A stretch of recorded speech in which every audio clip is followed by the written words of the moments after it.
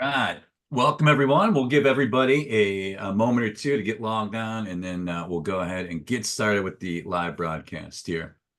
Amy, I'm excited to have you on because I know you're a huge baseball fan, and I try to bring baseball up in every show, so it should be easy in this one.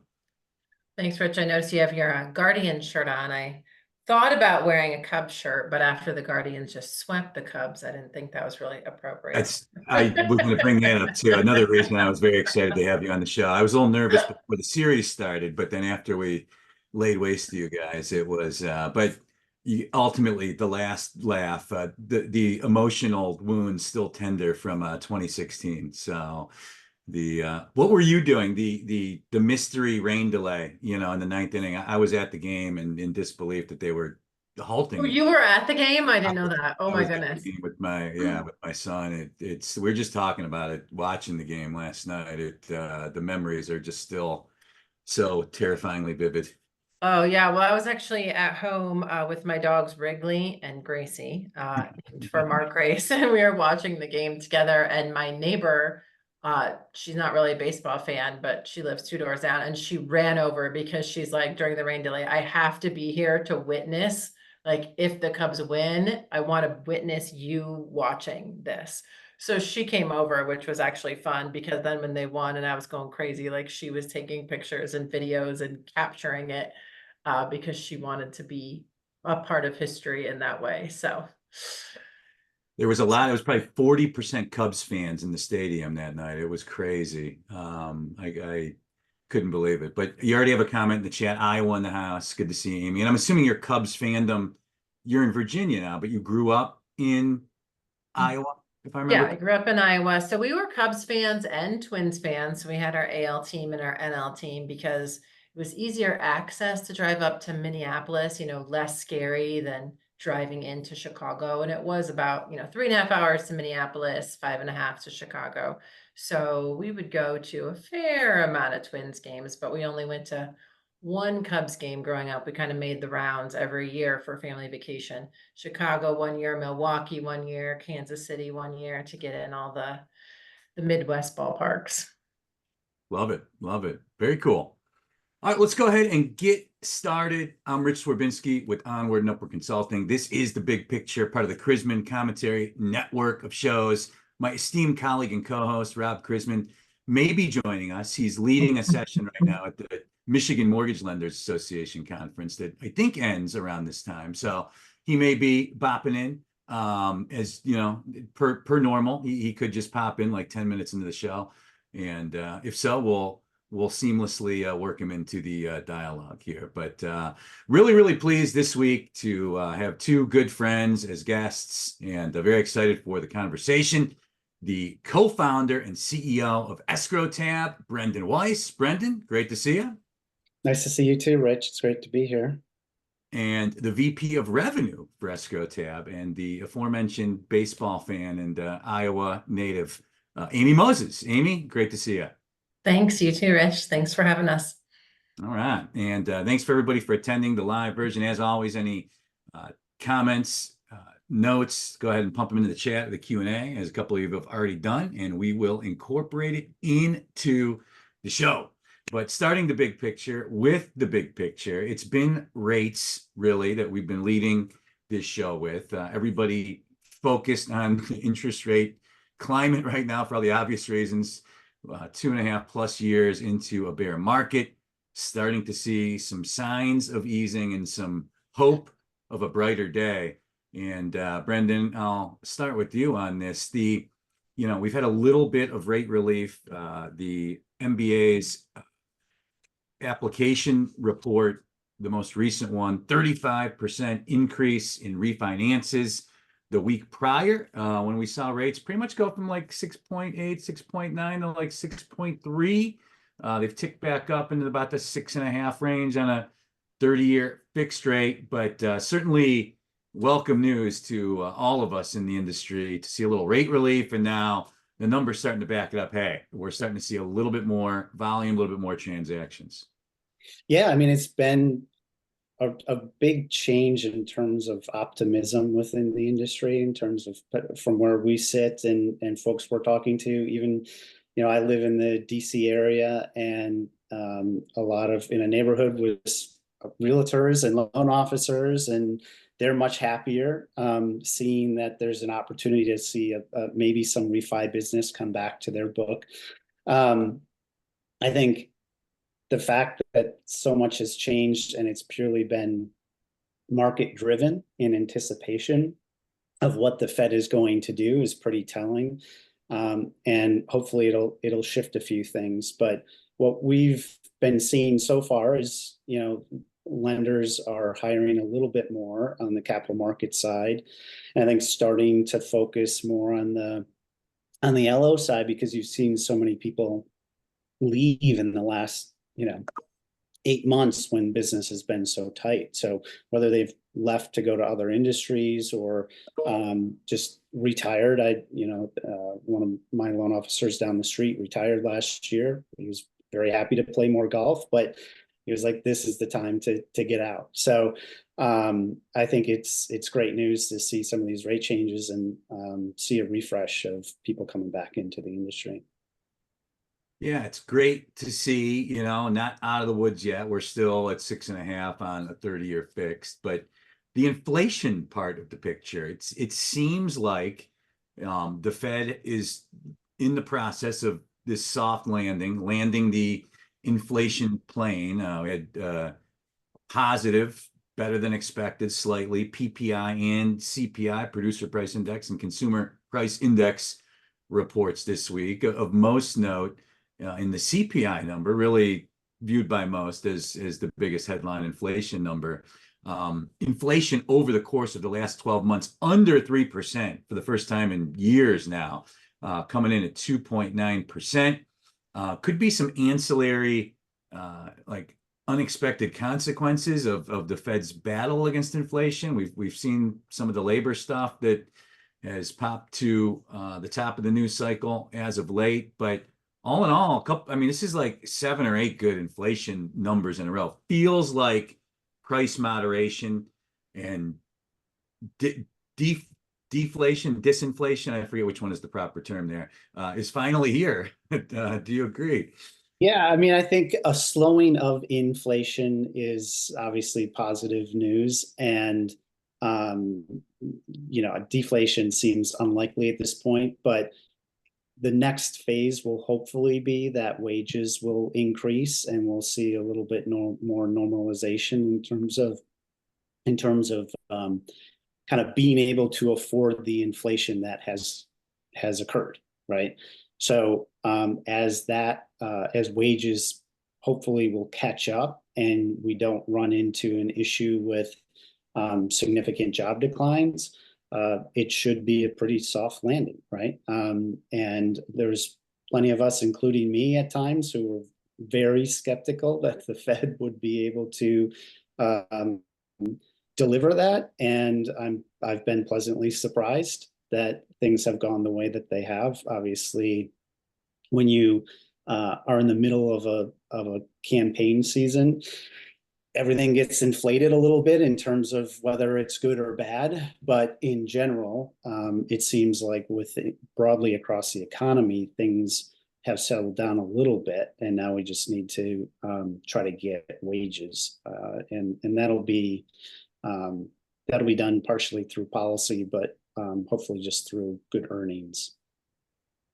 And, you could, how we got here on, inflation tamping down, you could make the argument like, the Fed's action certainly has played a significant role in it, but I think also maybe playing a role in it, just I think the American consumer right now is a little tired, it feels like.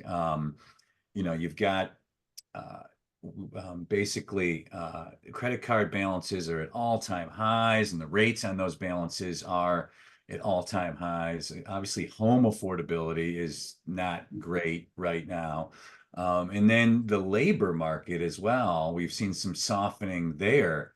Some of the most recent employment reports have not been too rosy. So, some that have made the argument that it's maybe more like, you know, just a worn down consumer, you know, and maybe not some of the underlying more traditional, you know, predictors of disinflation that is impacting things. But we'll see what happens. But what we have, I think now, Brendon, if I'm not mistaken, I mean, we have right now, the focus is kind of shifted away. We've just been obsessing over these inflation reports for the last really year plus. But now it seems like it's really a labor market and labor statistic driven market that's going to drive mortgage rates and other financial markets more than anything, no? Yeah, I mean, I think so.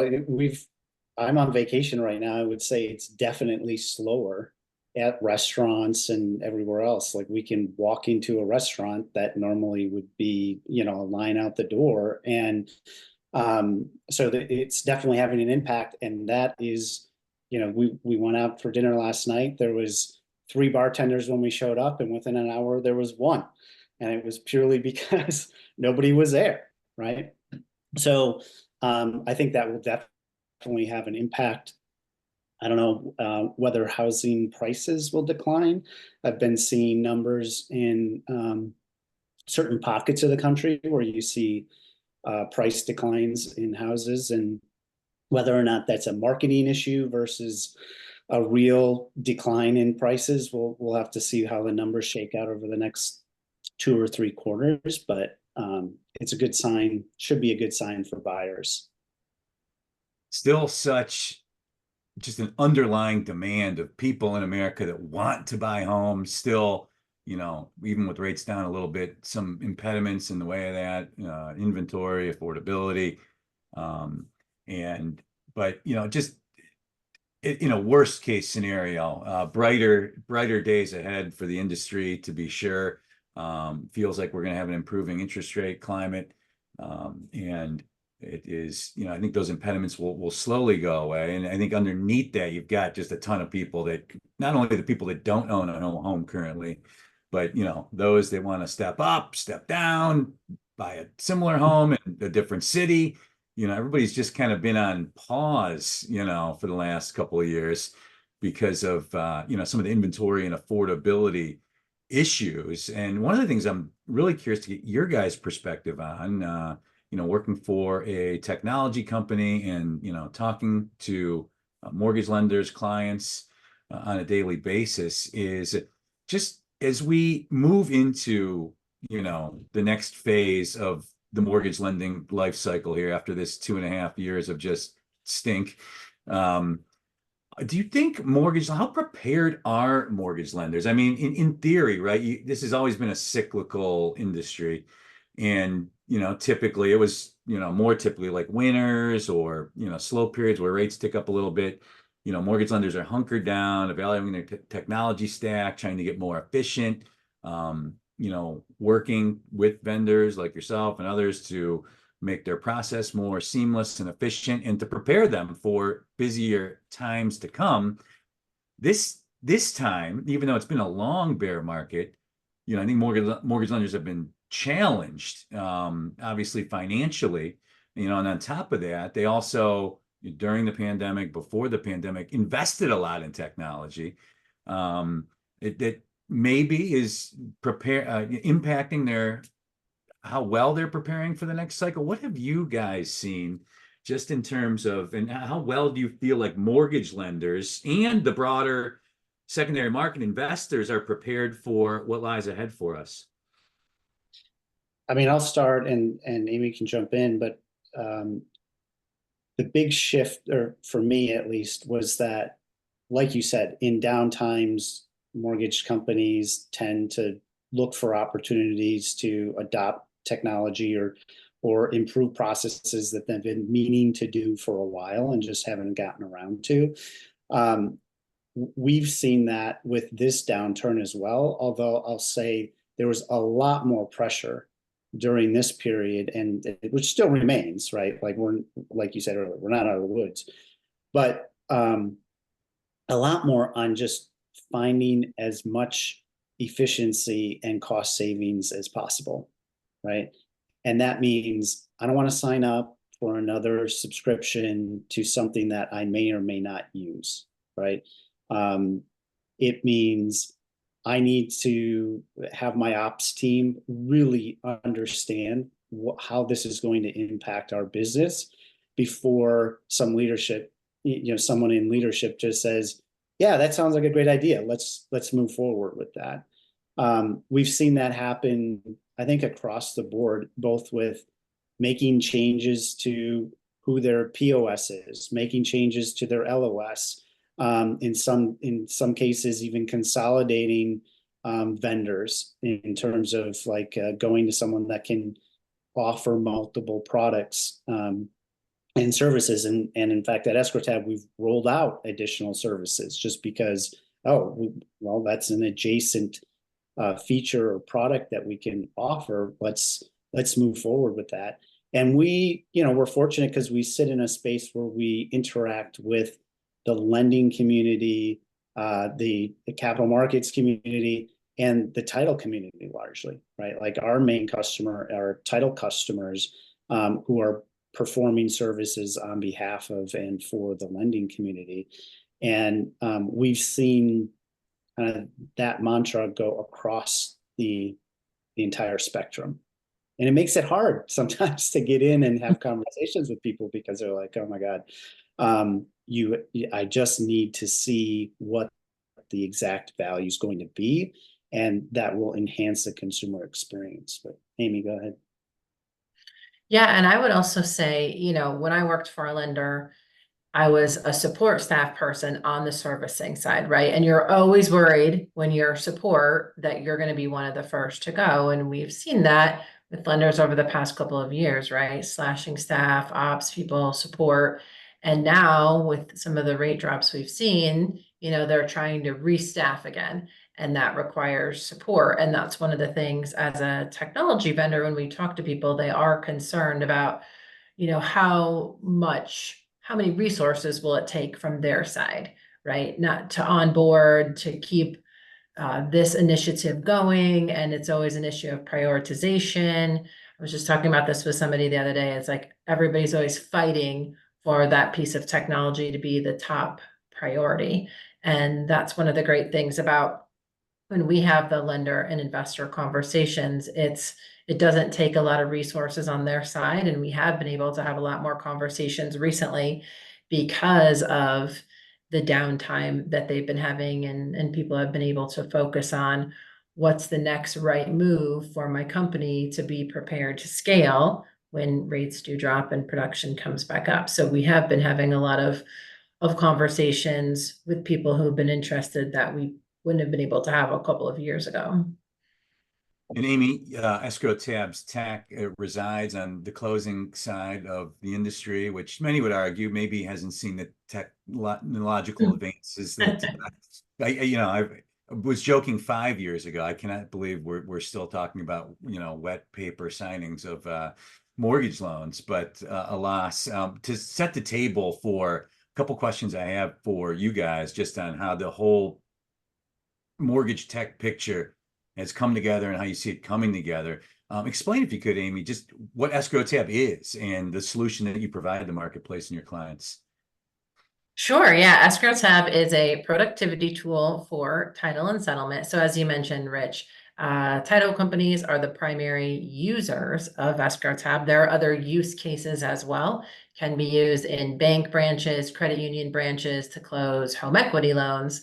So it's either, residing the technology itself, which is an EscrowTab app, resides on a tablet, and that is either at a title company office, it's at the bank or credit union branch, or being used by mobile notaries. So we really interact with three different communities: the title community, lending community, and the notary community.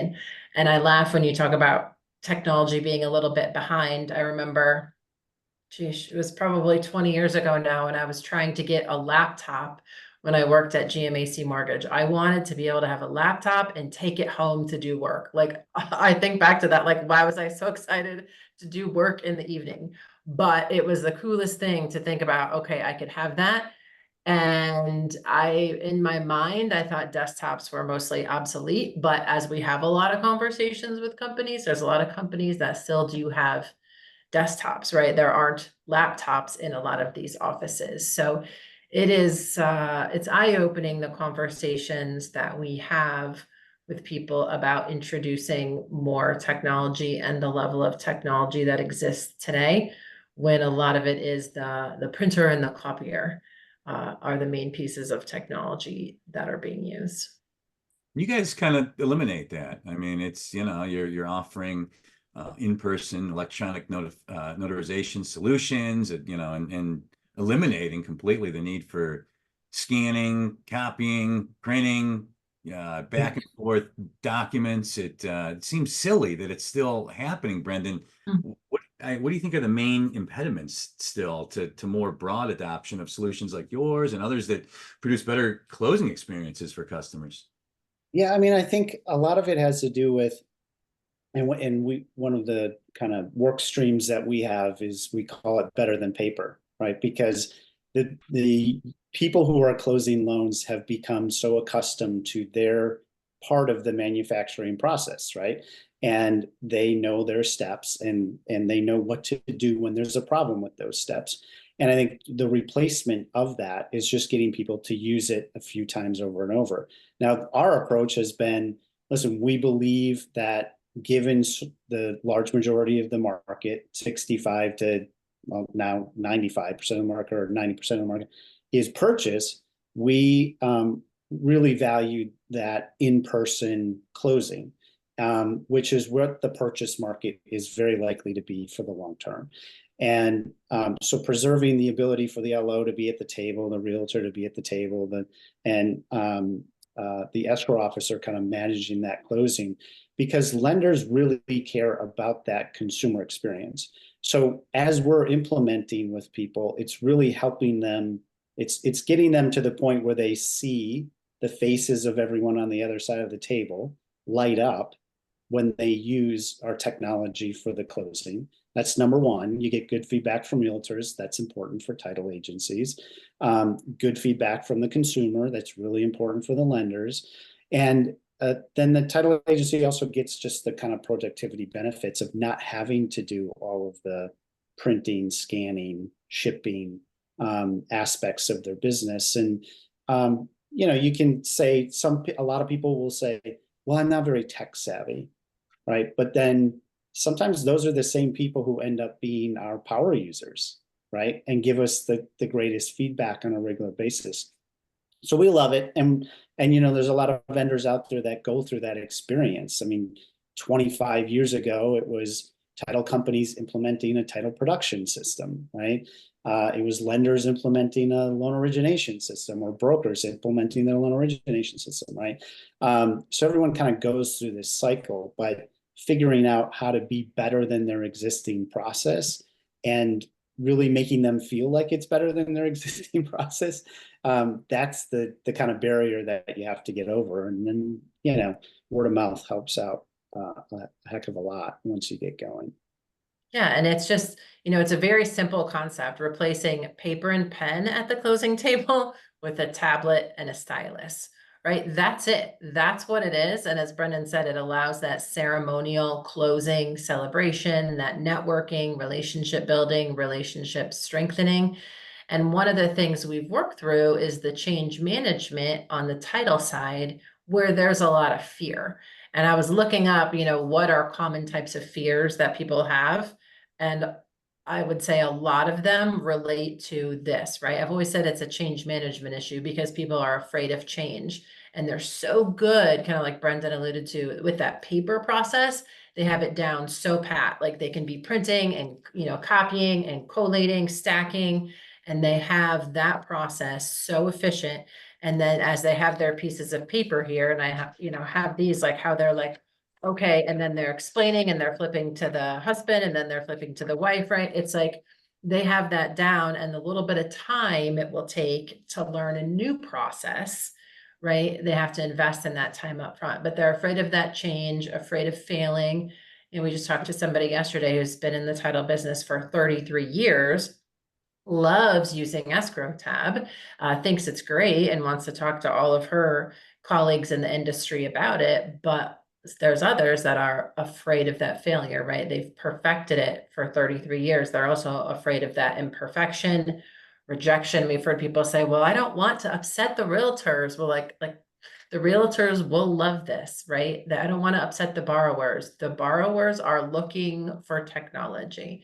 I mean, we've said it over and over, but you go into a car dealership, you go into your doctor's office, you're signing on a tablet. And I just went to the doctor last week and I had to sign the stack of forms on paper. And I'm like, oh, really? Like, why do I have to do this? And they have to read my messy handwriting and then do data entry on paper.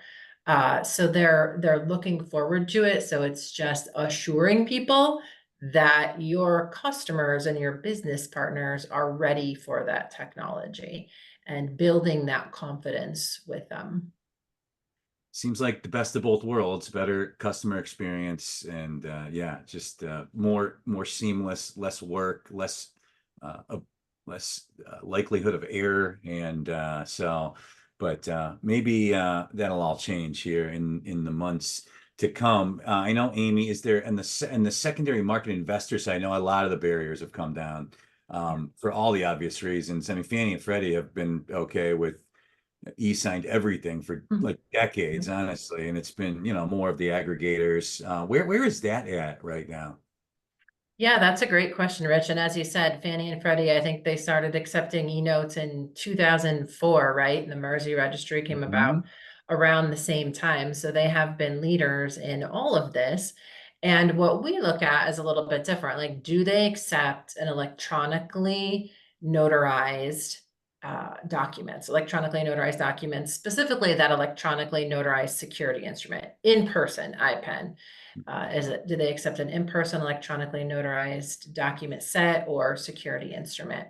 And if, like you said, Fannie and Freddie do, there are a lot of correspondent investors that do, but there still are maybe half, I would say, that don't. And so we've created an investor index that details that. And it's not complete yet. So we continue to meet with investors. I'll be meeting with more of them next week at Western Secondary to talk about this and try to understand how we can help them change their processes, change their language in their seller guide to allow for the in-person electronically notarized doc set and security instrument, because that will open up lender adoption. A lot of lenders, can't move forward or are hesitant to move forward because their investors won't accept these documents. So once we knock down that investor acceptance, they can move forward. And similar to what Brendon and I did when we were at MERS, where we were tackling that e-note issue, right? And originators could move forward until warehouse lenders could accept that e-note, until investors could purchase the e-note.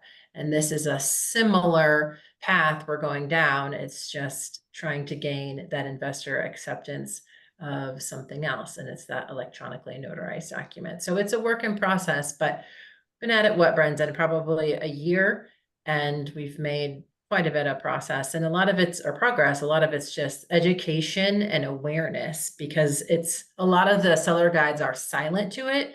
And when we talk to people, whether it's the sales side or the operations side, people focus on e-notes or they focus on Ron, right? A lot of people don't even know IPEN exists. And so it's just educating them on what it is and how it can help their business, how they can purchase more loans if they do accept this. Yeah, This the is only thing I'd add, oh, go ahead. Oh, go ahead, Brendan. I was just gonna say, the only thing I'd add is that we created this index really to just bring light to an area that hadn't intentionally been dark, but it just had not been brought to light. And it is going to help everybody in the industry who has anything to do with the closing piece of it, right? So we want more and more people to help build out this list and help increase the acceptance level. There's no pride in us having naming rights or anything like that in it. It is purely like we're doing this for the good of the industry. And, Amy and I, when she mentioned, we met when we were both working at MERS together and focused on e-notes. And, we worked with great people like, Rachel Sakolowski, who was representing the federal home loan banks. And we got the home loan banks on board. We got the Ginnie Mae on board. And when I say we, I mean the industry. Like, there's a lot of people involved to make that happen. And now we just need to kind of direct our attention over to that investor community and bring them on board as well. And I will add to that, the investor community includes the state housing and finance associations, right? And those again are conversations that nobody's had, just like, years ago when we were talking to the federal home loan banks, these are conversations that nobody's had with Colorado Housing and Finance, Idaho Housing, North Carolina Housing, right? So we're bringing those conversations to them, opening up this dialogue. And, in some cases, it's a little bit more difficult than others. North Carolina said, oh, my servicer won't accept this, right? It's not that they, as a housing and finance agency, won't, it's that their servicer doesn't. So then we, move on to the servicer. But in the cases of Colorado and Idaho, they said, let us try it out. If you have some files at a lender's closing, try it out, let us see what it looks like. And they loved it. And, Idaho said, oh gosh, now we have to figure out how to make our processes electronic, right? That was it. And then Colorado said it's a much higher quality loan file because it hasn't been scanned 5 or 6 times, right? It's an electronic file that they're getting back. The data is so much more complete because there aren't missing signatures, there aren't missing notary stamps, right? Everything's getting to them on the first pass.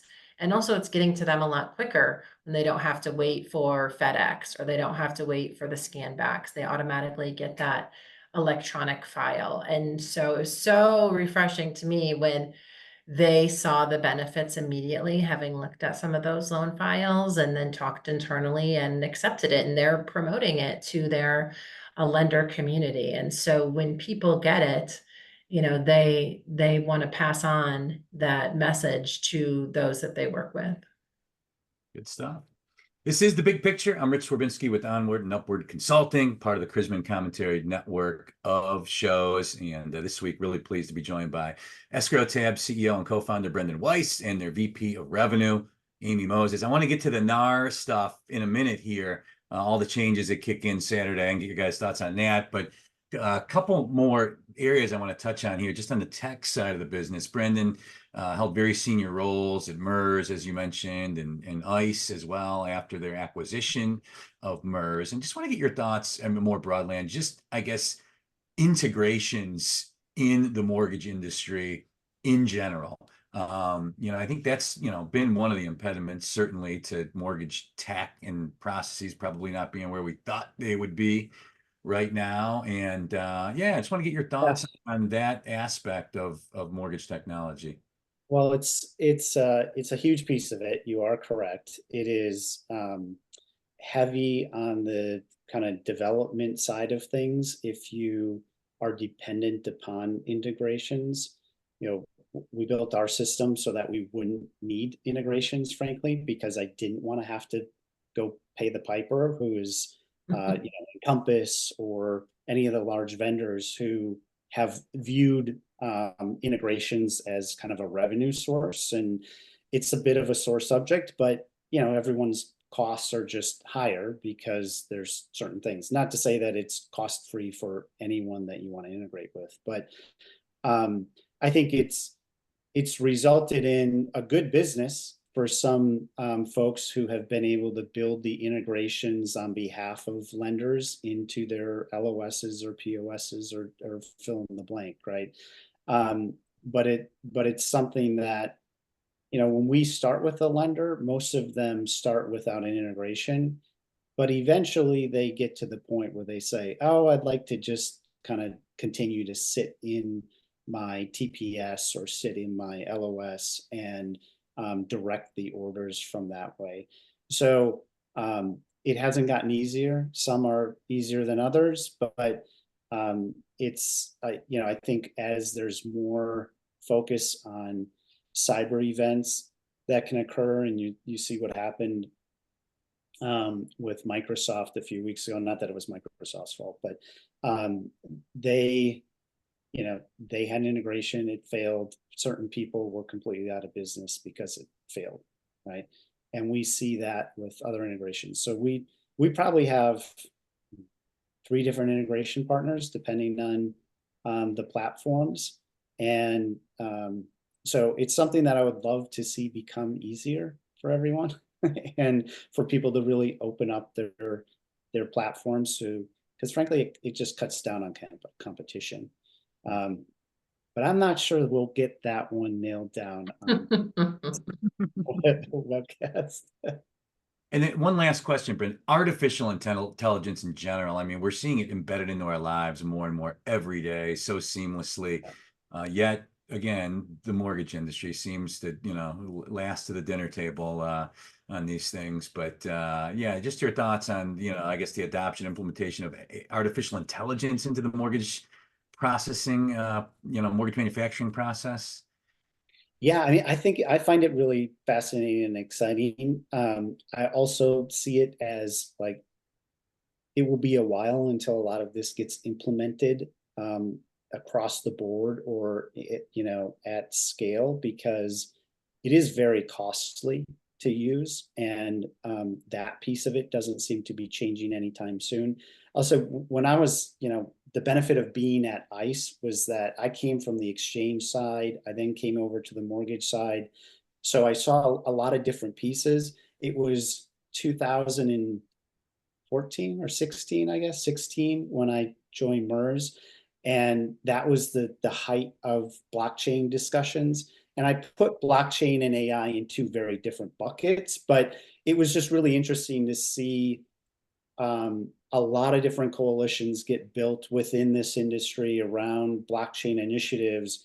And when the term sheet came to be viewed and signed, a lot of those initiatives fell apart. And I think you'll see a little bit of the same on the AI piece, except for individual firms can use AI. Within our industry, I probably see it happening more on the sales side, whether it's the LOs or others that are doing marketing campaigns and things like that. On the capital market side and on the post-closing side, if you have bad documents coming back to you, it's hard to get the benefits of all these cool AI tools. We use AI a little bit in prepping documents and making sure that all those tags are populated and documents are signed correctly. But if you have a lot of people still using documents and signing wet and then scanning them in, you don't really get the appreciation of all those AI benefits. So, but I'm hopeful, and I think it is something that could really bring a tremendous amount of efficiency even within the servicing industry, because there's a ton of repeated tasks that are performed in this industry just because there's a lack of trust, right? There's no clearinghouse like there is in the futures trading markets or in the equity markets. So yeah, it seems like on the servicing side, I mean, it's just really ripe for technology to play a bigger role. And I mean, there was a couple of reports that came out today, just delinquencies, the MBA's delinquency report, delinquencies ticking up a little bit. Adam came out with their foreclosure report for July foreclosures. I mean, nothing like disastrous right now, but still some warning signs that, big servicers are certainly keeping a keen eye on. So, and lastly, I wanted the NAR changes. So it's this Saturday, all these the long awaited changes resulting from National Association of Realtors settlement of class action lawsuit brought against them in the state of Missouri go into effect this Saturday, where no longer will listing agents be able to essentially collect the buyer's agent's commission. And prospective home buyers will need to figure that out on their own and negotiate their own terms and sign touring agreements before they're brought into homes. So Brendon and then Amy, I'd love to just get your thoughts on these pending changes and what they could mean for our industry. Yeah, I mean, I won't pontificate on whether it's right or wrong, but I will say that I've experienced it directly with a family member looking to purchase a home in the last couple of months, and they had to sign one of these agreements going in before the settlement even occurred. And they negotiated their own rate with their agent, with the buyer agent, because They had gone out and found the house. They had created the lead. They had done everything on their own. And then they were served with this document by the seller saying, well, you have to go get your own realtor and negotiate your rate with them.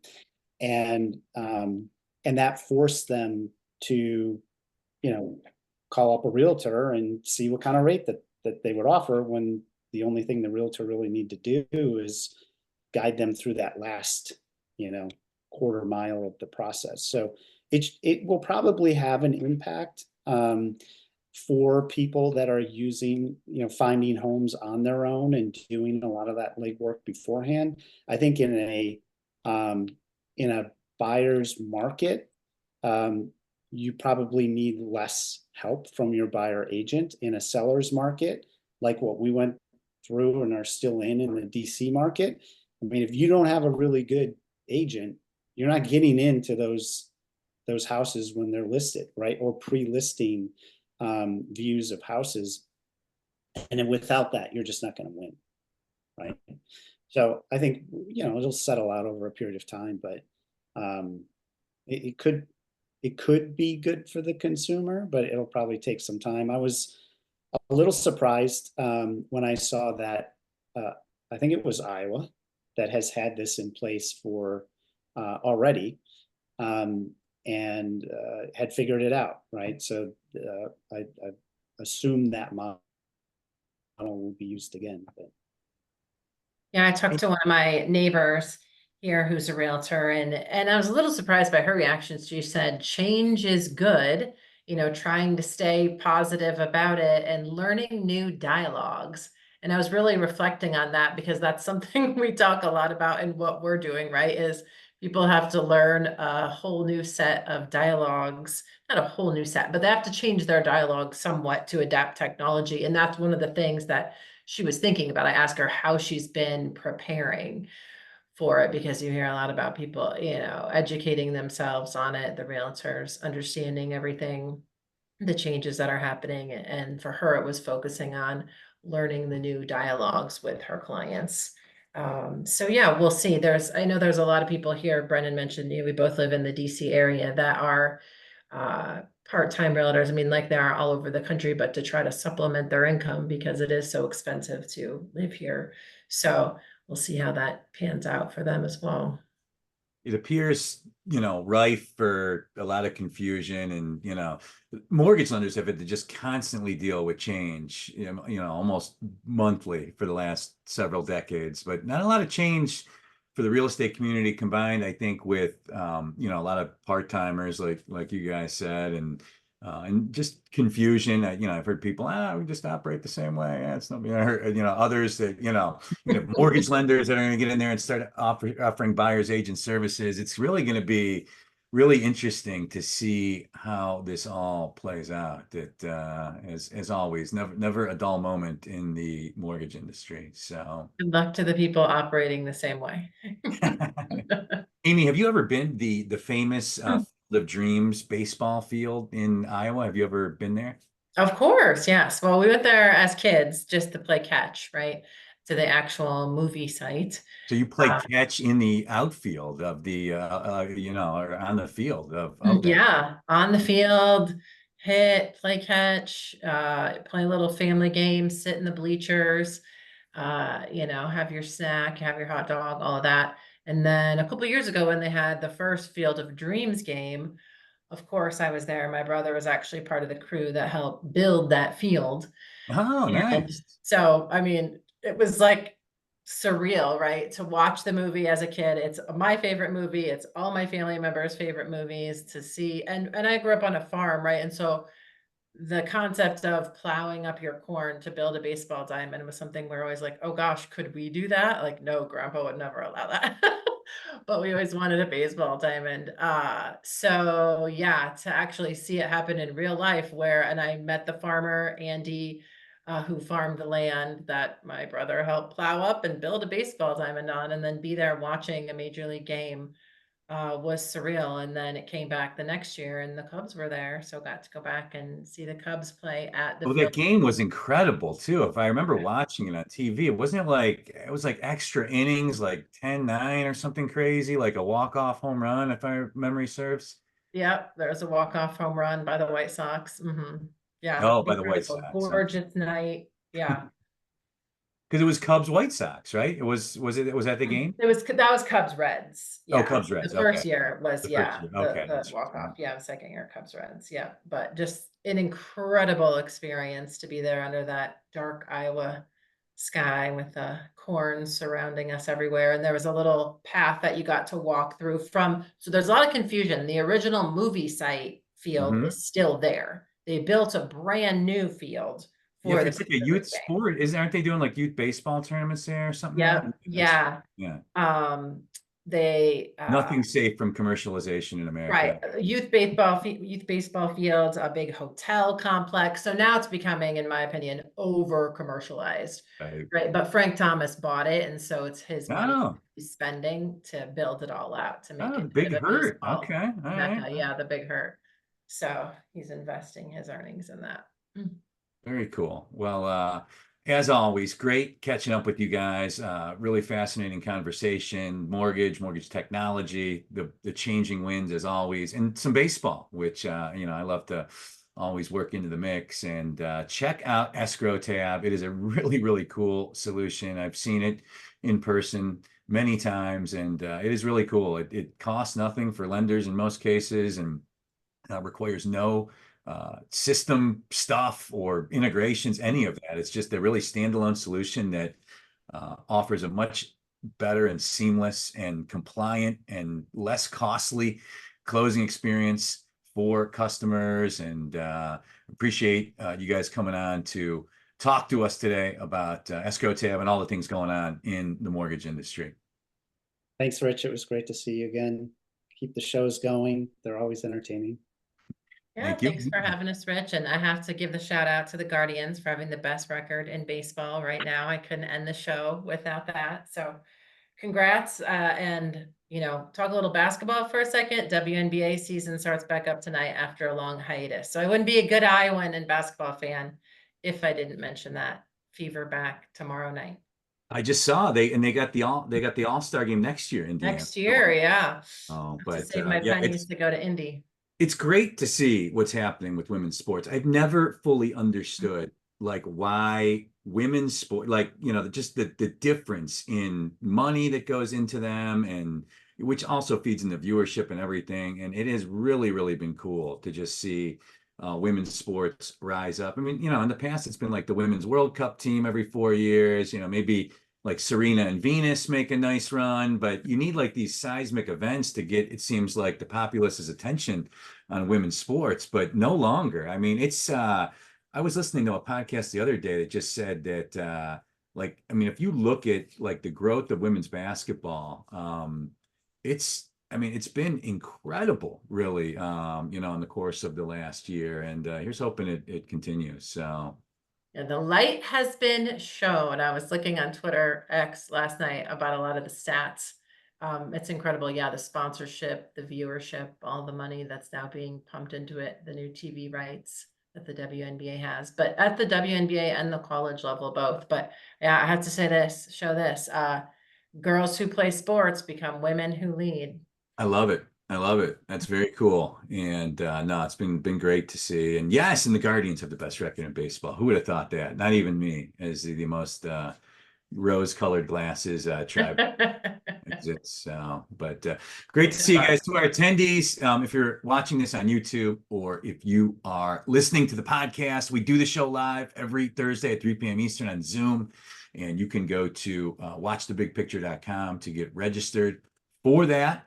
And we are here every Thursday at 3 p.m. Eastern. And once again, I want to thank Brendon and Amy from Escrow Tab for coming on. And have a great rest of the week and weekend, everyone. And we'll see you next Thursday. Take care, everyone. See you.